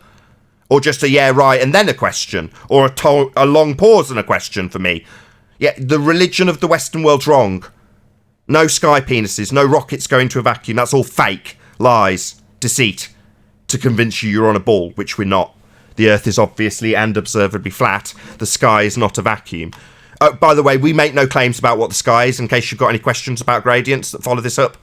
But your fake religion's all being debunked while you listen to this. You said gas go up. Some gases go up. Do you know why that is? Well, not because of gravity. It's supposed to be going down. Why isn't it going down at 9.8 meters per second as per this universal law of gravitation? Why isn't it doing that when you've claimed gravity is a natural law we need to consider? Why isn't it that you've had some humility and admitted that this bullshit journey you've just took us on was completely pointless and wrong, and that we do not need to take this into consideration as you asserted? You're just a time waster with a moronic belief in a 100-year out-of-date rhetoric that's incorrect. Aren't you, moron? Why are you wasting our time? That's a question I want answering. Not a new question for me. Why are you asserting this nonsense that's not true? No, moron, not gravity. No, moron. No, this isn't a natural law we need to consider because you've got a stupid misapprehension about it. You are just thick. You hear me? I'm telling you off, moron. But when I ask you how it works... Oh, but when I've got a question for you, so you have no humility, asshole. Yeah, you aren't going to take a slightest slice of humble pie. No, you've taken us on a merry dance of gravity and told us we need to take this law into consideration as a rebuttal to entropy law, that we say is natural law, is inviolable, and apparently we don't need to worry about that, we need to worry about gravity, which was wrong. But what now, time for a question for me again? No humility. None. You're a scumbag. When I ask you how... Oh, yeah, when you ask me a question. So it is just back to when I ask you something. When I ask you about why you've taken us on a merry dance of gravity, you ask me a question. You're wrong. You're moronic. This isn't correct. It's not something we need to consider. I'm asking you why you've taken us on a merry dance. It's not time for a question for me. If I don't need to consider that, then tell me how it works. Oh, so no, it's time for me to tell you something, is it, asshole, with no humility? This isn't a time for a question for me. It's time for you to acknowledge that you've taken us on a merry dance of gravity in rebuttal to entropy law. That would be the second law of thermodynamics that debunks the sky vacuum. We don't need to take this law into consideration. Gravity is not a force. According to you, it's an effect the latest nonsense of pseudo-Ramonian bending space-time, an effect that's not going to hold gas here. So we don't need to take your law into consideration. It's not a law, it was debunked over 100 years ago, superseded by new nonsense that also affirms religious beliefs in sky vacuums with bending space-time. All fake, all nonsense. A merry dance that doesn't debunk our assertion that debunks your religious belief in a sky vacuum. This is not a time for questions for me. It's a time for humility from you.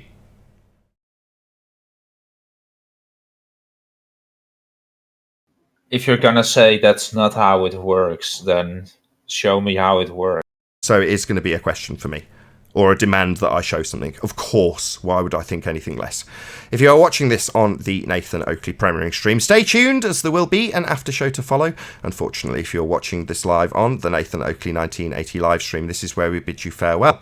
A huge, massive, enormous thank you to all of you tuned in, liked, commented, shared, subscribed, and all that good stuff. Once again, stay tuned if you're watching on the premiering stream. I've been Nathan Oakley, and I'll see you all in the next video.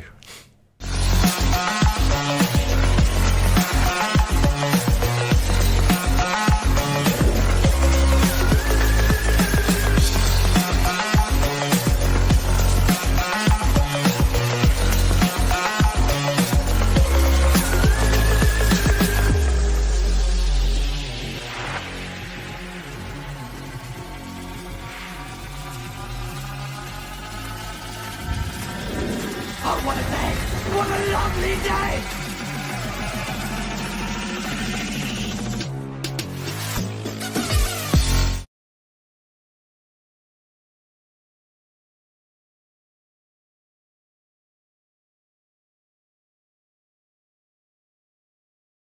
I had to endure an hour of the most insufferable, delicate. You just asked questions and you didn't hear the answers. Oh, you mean like you? They asked you the same question 3 times each, and they asked you multiple questions. They'll ask you multiple questions multiple times. Yeah, Synclenser, shall we just scroll up in the chat and see how many times you've answered anything? I can already answer that because it's 0. I'm not asking questions on the show, though, am I? I have a question about gravity. What's gravity? Well, I'm gonna ask him. He seems to know. What causes gravity? Matter. Matter. Wrong. So mass causes gravity. Mass Right. is a cause. Mass is a cause, and gravity is the effect. The effect of gravity is weight. Mass and weight cause and effect. He's just said the effect of gravity is weight.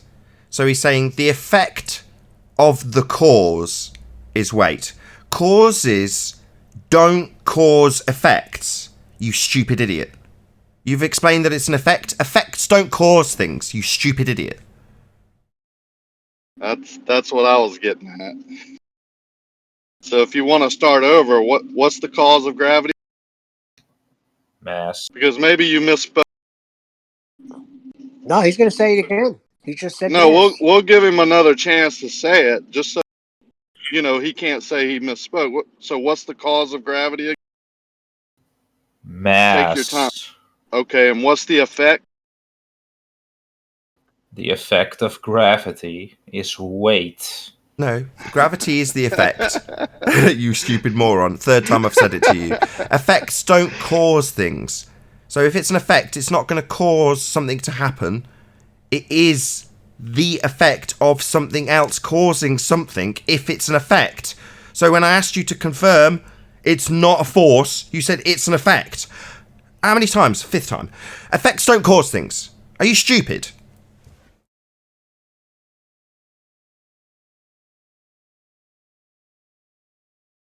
You understand what we're getting at here, right? You said it twice, and it's not how things work. That's why gravity is just a theory. It doesn't work. But and you're asking us, oh, but it doesn't. Not the way you're explaining it. So you want to try again? Maybe you So what's should. the correct way to describe it according to you? Why do you want us to describe your falsity, your theory? No, listen, buddy. You're saying it's wrong, so please describe Not the your correct buddy. way. You can identify. I'm not saying it's wrong. No, he's I'm just not done saying it. it's wrong. Hold on, I'm saying it doesn't exist. Black No, Swan thanks. is mine. Hold on, Thanks. guys, hello. What you've used is called a burden of proof reversal fallacy. It's a logical fallacy where you take your claim that you're trying to defend. That would be gravity, something you asserted that we need to take consideration of according to you. Not our claim, your claim. Now, it's been smashed, and you're saying now you need to explain this effect I've been smashed on. That's called a burden of proof reversal fallacy. Please don't tell him to back your claim or justify a just so story once it's been dismantled. Just because I take apart a just so story about what the sky is, or this guy takes apart a just so story about what you claim gravity is, doesn't mean he needs to justify anything at all ever. It's your claim, you back it, when it's smashed, we don't need to do anything further to that. You don't need to reverse the burden of proof. Thank you. You just identified my statement as being wrong. On which basis did you do that? The fact that it was debunked 100 years ago. The fact that mass doesn't attract mass. The fact that you've got inviolable natural law that absolutely contradicts this downward force at 9.8 meters per second. Gas is going up in complete contradiction of this claim to be law. Not only is it not a law anymore, you have your highest echelons of physicists telling you that Newton's laws were not right. Now you've also got Einstein, who has a completely new geometry superseding this claim that you are utilising.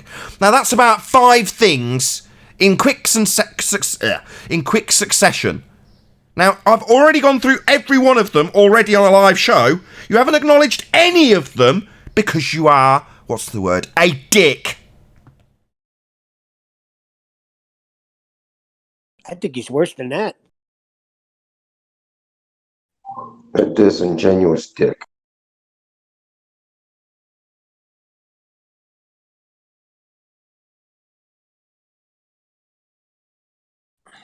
The sad thing is, nope, they don't listen to anything.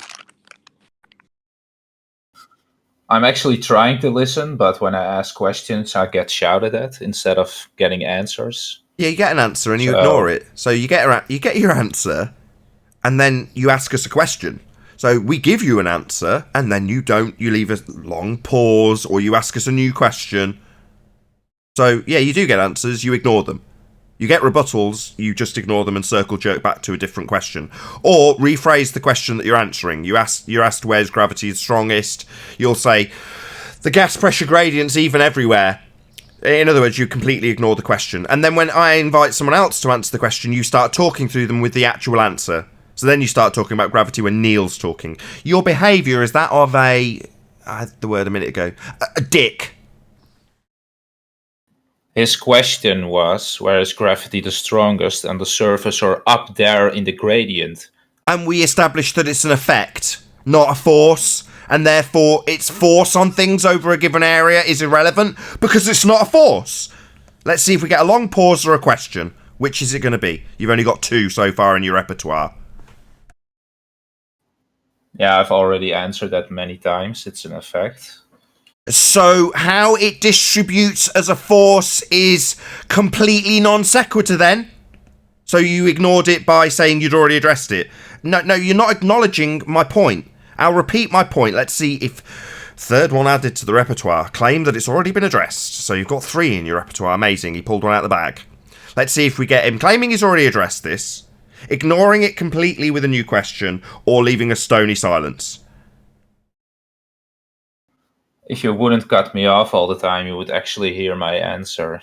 There was a stony silence and then a claim that apparently I was cutting you off, so you've ignored it with a new one. You've got a repertoire of 4. Claim you're being cut off when there was a short pause before you didn't answer the question again.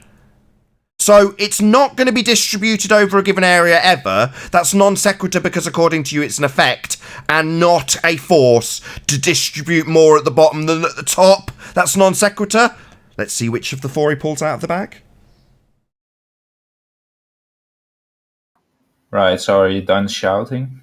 Oh, so it's an appeal to me shouting when there's a stony silence and he doesn't address it for the 5th time. So you've got an endless bag of obfuscation tactics, it seems. Still no address to the fact that it's not going to be distributing, as you said only moments earlier. So this is technically a new tactic because we're getting further and further away from that concise point. It's not a force to be distributed anywhere, it's an effect according to you and not a force. So that little non sequitur doesn't need justification or answering in terms of the amount of distribution as you just tried to attempt. Let's see what we get. Distribution of what? At the force that it's not. How much stronger is it at the bottom? Well, it's an effect, not a force. You need me to paraphrase this 6 different ways now. That's the 7th attempt. Still no concession, dickhead. Still you being a dick, not conceding this, not acknowledging the point. That's why we go around and around in ever-decreasing circles, with us fundy whipping you around a drain of non-concession over and over again. So we're at, so far, the 7th time where we've pointed out that at the point in the argument that you were asked about how much non-sequitur fallacy, the distribution of this effect, not a force, is going to be applicable, you start justifying how much force is in effect when it's not a force. So that's 8 attempts. Let's see which obfuscation tactic we get on this, the 8th occasion of me reiterating this. Do you realize it's just a word salad? Oh, so it's the word salad. No. 9, it'll be 9. 9 times I've concisely summarised that there isn't going to be a justifiable amount of force to qualify in an effect that is not a force. 9 times. Word salad? No, pretty concise, I'd say. Yeah, according to you, but... You know, it doesn't make you seem more intelligent to call a coherent string of words word salad, right? When I understood what he said, wasn't word salad, but you seem to just want to obfuscate and bullshit. Because you've been bullshitting the whole time here, bro. That's what you've been doing. We can all hear it. You're a clown. Please you sound silly. What you said, then. You're a clown. You're a clown being humiliated by flat earthers. Please repeat it. You're a clown. You don't have anything better to do. Chat nonsense about his religious belief in a sphere, earth, in a vacuum, and never concede anything that disagrees with his fundamentalist religious belief. Just stony silences and obfuscations. Plain word salad. If I ask you how it works, you're not telling me anything. Or ask me a question. Yeah, we've already listed all your obfuscation tactics. Still haven't conceded that it's not going to be distributed as a force to qualify in any way, shape or form, given that it's an effect and not a force. That's 10 attempts, mate. Oh, really? So the effect is the same on everything? It's not different on different amounts of mass? No, it's not a force, so it's not going to be forcing anything to do anything ever. So, no. So you attempting to qualify how much it distributes is non sequitur. 11 attempts.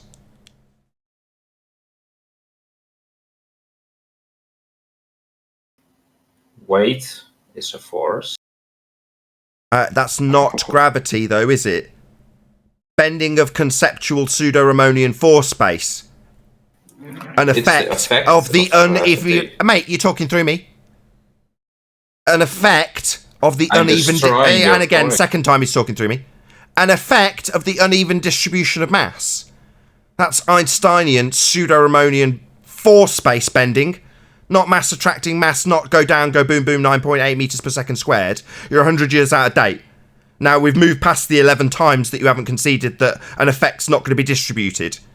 It's not going to be qualified, and it's not forcing anything to do anything. That 11 attempts to get a concession out, he still hasn't been successful. I'll just point that out before we now move on to the fact that you're using 100-year out-of-date pseudoscience rhetoric about go down, go boom, boom, 9.8 meters per second squared, versus bending of pseudo-Ramonian force space, uneven distribution of mass, causing the effect, not force, of space-time bending. Not forcing gas to do anything ever, an effect. Actually conceptual effect. Yeah, let's see if it's stony silence. Maybe it's word salad. Weight is the effect of gravity, and weight is not an effect of gravity. Gravity is an effect of the uneven distribution of mass, causing space-time to bend in that means pseudo, not real, fake, sham. Pseudo-Ramonian force space, Einsteinian space-time. That's what it is. It's not forcing anything to do anything. It's an effect in a conceptual medium. You're an idiot. Why is it that we are basically vastly superior to these knuckleheads in terms of what the heliocentric religion actually is? We can concisely summarise both Einsteinian 4 space and the Euclidean 3 space that is the two formatted bullshit versions of gravity. We can detail their history, we know who came up with them, we know who inserted Big G at what dates, we know the entire history of this rhetoric. And we're the flat earthers, the people who people will poke fun at for being stupid. We know your religious belief better than you do.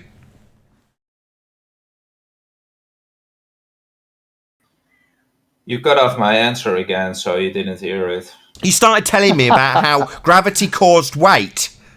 It doesn't. It's an effect of the bending of space-time caused by... The cause, in this instance, in this pseudo-4 space, is the uneven distribution of mass. So the uneven distribution of mass causes gravity. That would be the bending of conceptual mediums known as space-time. That's the effect. That doesn't cause weight! You unbelievable retard! So I cut you off because you're a buffoon who's spouting incorrect nonsense. You don't know your own pseudoscience, and then I went on to point out how we do know your pseudoscience very, very well, so we can break it down and pummel it into the oblivion that is heliocentrism. So are you going to listen to my answer? Oh, I'm tired. This guy ain't listening to nothing. He's just here for a reason. Listen, he's asserting that gravity is a force. I've only been listening like kind of partially, but this, I mean, what is this his is point? a guy, Chocolate. This is a guy who gets a black eye, and then doesn't tell the story of how he got the black eye. Some guy punching him in the face. He says that's not what caused the black eye. This is that stupid. I don't know. He doesn't know effect or cause or anything. He does. What I'm is tired his of this point, guy. though? He's had his chance, Nathan. Get him out of here. No, he's not done anything wrong yet. He's useful in the regards that he's I obfuscated guess- the point 10 all right, times. if you're playing around like a cat with a mouse, go ahead. Okay. Yeah, you're right. 12 times obfuscation. He's no longer used to us. You're right. Yeah, he was done when I asked him over and over again if mass and weight were the cause and effect. That's impossible. Yeah, you're right. Plus, he It named was himself a day. Swan is mine. Nathan, Neil?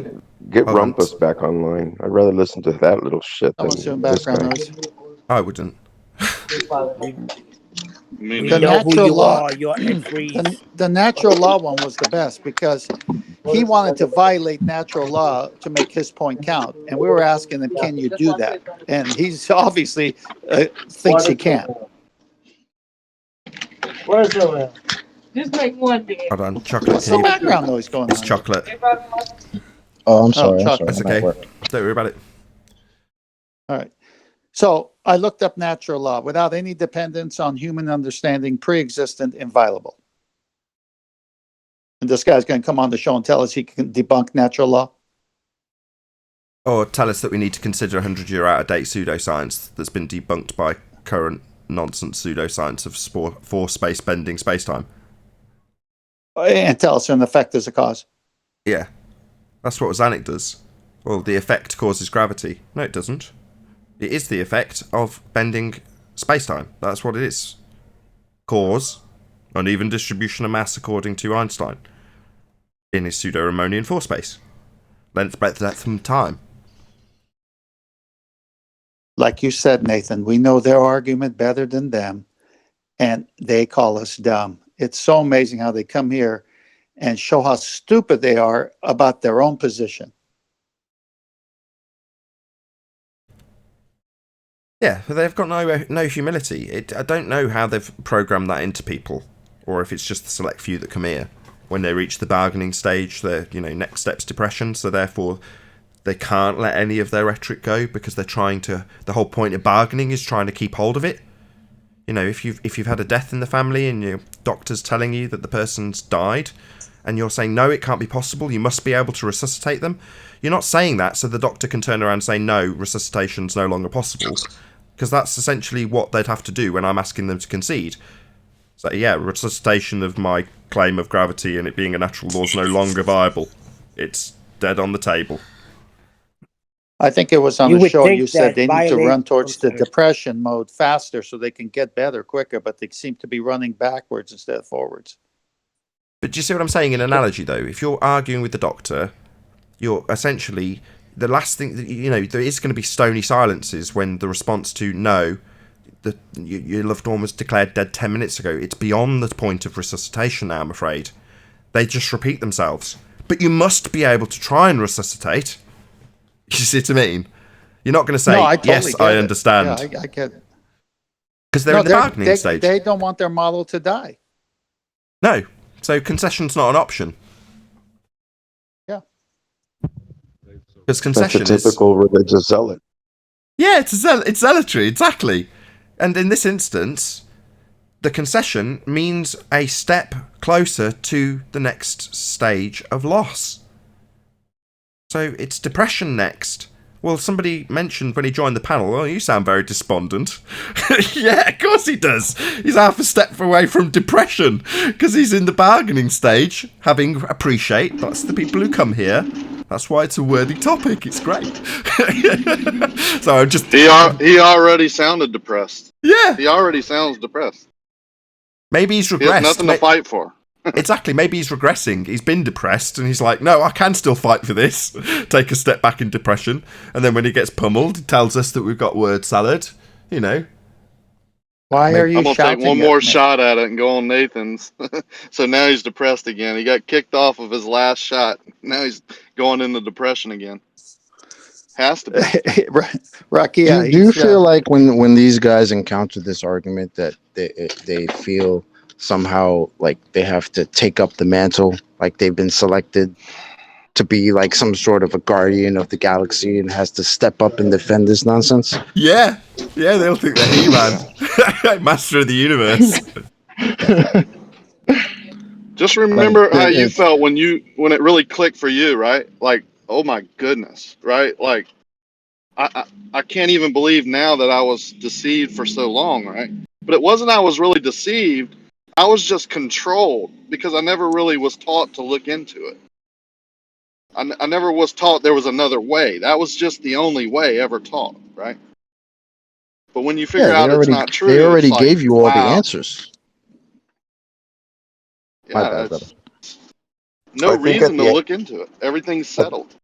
I think at the end of the day, for all of us, it's just conceding and being humble and realizing, acknowledging and admitting we all were lied to, and getting past that cognitive dissonance, and just finally stepping up and like 10th man. I've heard 10th man say quite a few times. It's just getting past that cognitive dissonance and accepting the fact that we've been lied to. That's where we're at right now. Yeah. If you weren't indoctrinated in the very first couple of years of school with this information, when you're the most impressionable, you're an information sponge, and having with kids at that age at the moment, everything that they encounter is real. Doesn't matter if it's Paw Patrol, everything's then the world of Paw Patrol, because your mind is kind of that way when you're a kid. So indoctrinating them with Santa Claus and Globe Earth, that's going to stay with them indefinitely. And beyond that, I think it was Bev Try Thinking that pointed that out. Once it goes past key stage 1 and 2, there's no need to ever mention it ever again. The reinforcement and programming is just everywhere anyway. So why bother teaching it? You don't really need to. I'll give you a good example, and I can relate it to my own personal experience. My father fell ill while taking chemo, and he was on his deathbed, basically, on all types of drugs. So this cosmology that's being taught their whole life, it's like a drug to them. And my dad has never lied to me up until this point, but when those drugs took over, and he wasn't supposed to be taking them, and I asked him, did you take drugs last night? Or did you take painkillers? No, he said no, and he lied to me.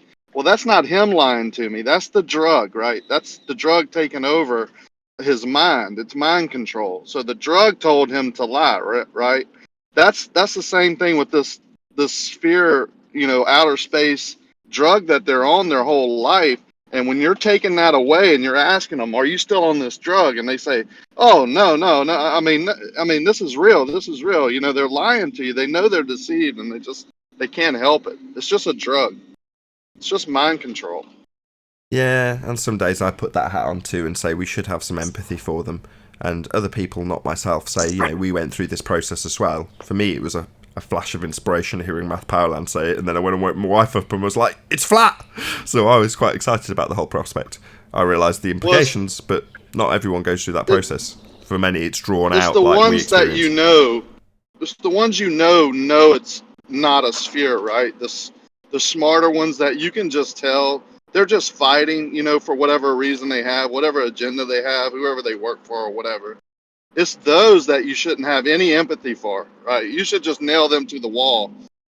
Cats that are fighting depression and just their worldview is being turned upside down, maybe have a little bit of passion for those people. Because we were all there too, Just some of us handled it a lot better. I'm like you. As soon as I found out, and then I actually confirmed it with a biblical view, which I support, I was like, no problem.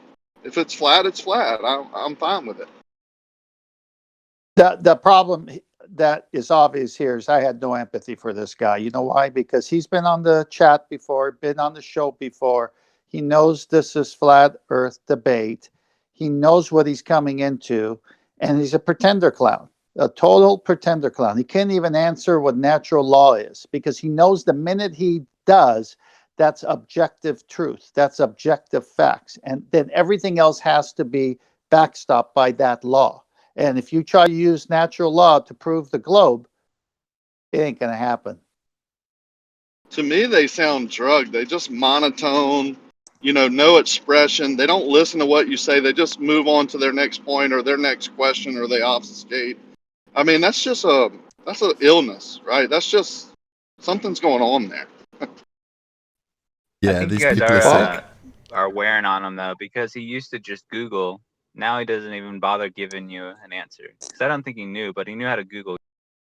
I think you're giving him too much. It's pride, and that's it. And with that, I'm going to say a huge, massive, enormous thank you to all of you who did tune in on the Nathan Oakley premiering stream, for hopefully smashing the super chat, liking, commenting, sharing, subscribing, and all that good stuff. Be sure to check out nathanoakley.com and the Flat Earth Debate Forum to keep up to date with the community debate. Another massive thank you to today's Discord and G Plus panels for making today's live and after show possible. I've been Nathan Oakley, and I'll see you all in the next video.